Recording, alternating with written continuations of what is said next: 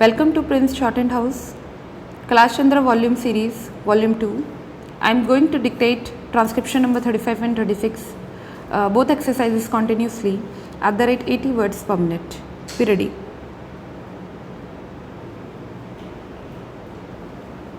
Start. Mr. Vice Chairman, Sir, I welcome the budget proposals for the year 2012-13, which are all comprehensive and which embrace most of the development plans that we have envisaged for the establishment of a socialistic society in this country. In spite of the taxation and the introduction of fresh duties, we find that the finance minister has succeeded in disturbing only a microscopic section of the people of this country to extract sufficient funds for our schemes. The finance minister has also succeeded in finding funds for almost all the development plans of this country, which will add to our good. While we discuss the general aspects of the budget, we will have to consider the activities of most of the sections that are now covered in the budget. Even though the provisions are there, I think, sir, the expenditure on some of the activities envisaged in this budget should be subjected to a thorough scrutiny. In this respect, sir, I wish to bring to the notice of this House the special feature of the educational system of this country. Some of the members have mentioned something about the educational system of this country, have remarked that the allocation of funds is not adequate and that the provision should be revised according to the needs of this country. As the honorable member was speaking in Hindi, I did not thoroughly understand what he meant, but still, sir, the educational system has created a sort of confusion in our country over the last 15 years, and every now and then we had been changing the schemes and plans for educating our children, and various states have adopted different schemes which have actually created a feeling of disintegration among the people of this country. In some of the states, they have switched on to the regional language as the medium of instruction, and in some states they think that English should be retained as the medium of instruction. But the people believe that the medium of instruction should be Hindi, that is the national language of our country. But sir, the time is not yet ripe for us to switch on to Hindi. So, as and when we find it feasible, we may switch on to our national language, but till that time we will keep English as the medium of instruction in all educational institutions. Sir, the other day the University Grants Commission submitted a report wherein they have mentioned that English should be the medium of instruction, at least in the colleges. Sir, it is my opinion that English should be retained in this country for years to come till we find that we could translate all the essential books on science and technology, etc. into Hindi, which should be able to help us in educating our boys, especially in the technical institutions through Hindi as the medium.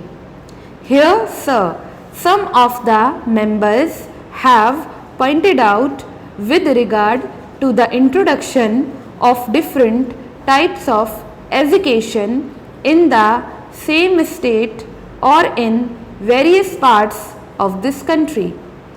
We find that a majority of the children of our country are educated in the basic system, which brings out, as far as I know, second class citizens in this country who are to be governed by the boys who are sent to the public schools. Most of the children of the haves are sent to the public schools and they are imparted expert training, and when they come out they are definitely superior to those boys who undergo this basic system of education. If this basic education is considered to be the best for the development of our country in the socialistic way, we will have somehow or other to find some better means of imparting education whereby they will be able to compete with the students who are now undergoing training in the public schools. Unless we do it, we will be creating, as I previously mentioned, a second class of citizens in this country. I hope the authorities who are concerned with the planning of education in this country will review their schemes according to the suggestions that I have put forth now. In the same way, sir, our country is mainly depending on our agriculture and industries for the development of our economy. But the agriculturists are an ignorant section of our people who do not find, in spite of the development in that sector of our economy of high production, a better income as the industrial section is having in this country. The industrial section is fast improving and their standard of living has gone high. At the same time, in spite of the better production in the agricultural section, the agrarian population has not come at par with the industrial section of this country. In the same way, industrial laborers are organized. Most of them are given so many benefits and advantages according to the legislation that is passed for the betterment of industrial laborers of this country. Stop. Next exercise, be ready. Start. Madam Deputy Chairman, I welcome this opportunity to make a few observations during the discussion on the finance bill. At this stage, therefore, it is better to use this opportunity to make a survey of the economic situation and find out what the present condition of the people is, whether they are satisfied, and if they are not satisfied, what the reasons are. I feel this responsibility is greater today when the American aid is likely to be reduced, and therefore we have got to stand more on our own legs.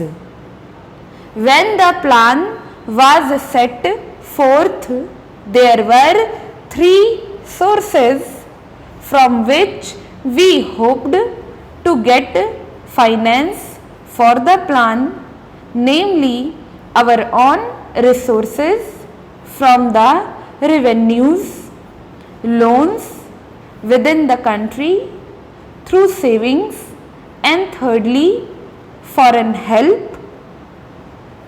The latter we need not discuss here. If we study the accomplishments of the plan and the resources that it has been possible to raise, we cannot deny that our expectations have not been fulfilled, and we have therefore to find out the reasons which have led to that situation. Here, incidentally, I would like to touch in a sentence or two the entire theme of the speech of Mr. Bhupesh Gupta. It is very easy to say this should be done or this could have been done from the opposition point of view, but I would like to ask him a question and he can reply to it later in some other speech, whether in Russia it would be possible for anybody not in the debate in the parliament but even outside to utter a single sentence against the government policy. In our democratic setup, we have allowed the people to criticize government policies.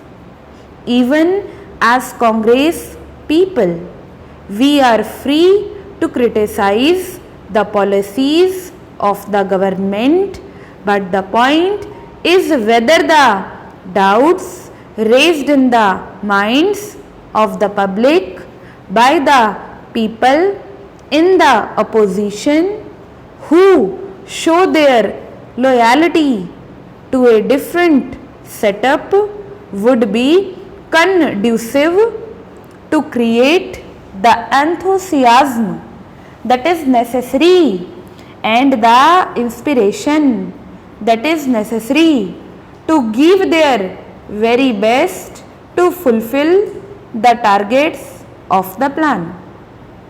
This planned economy is really not a thing that will go successfully hand in hand with the democratic setup unless some other things are there, and they are the inculcation of a national spirit, giving of proper national education to develop a national outlook. Unless these things are done as they are in other countries like in England, unless that type of spirit is created in our country by all the people of all types of views, not being allowed to create differences and doubts in the minds of the people, we cannot in a democratic setup have the success which we want, and we cannot fulfill our promises to the people. Without going further into that aspect, which really came to my mind as a result of the long speech of Mr. Bhupesh Gupta, I would like to make a few suggestions so that a proper attitude towards giving of one's best to the plan and to raise the national economy can be developed. I would like to make 3 or 4 points.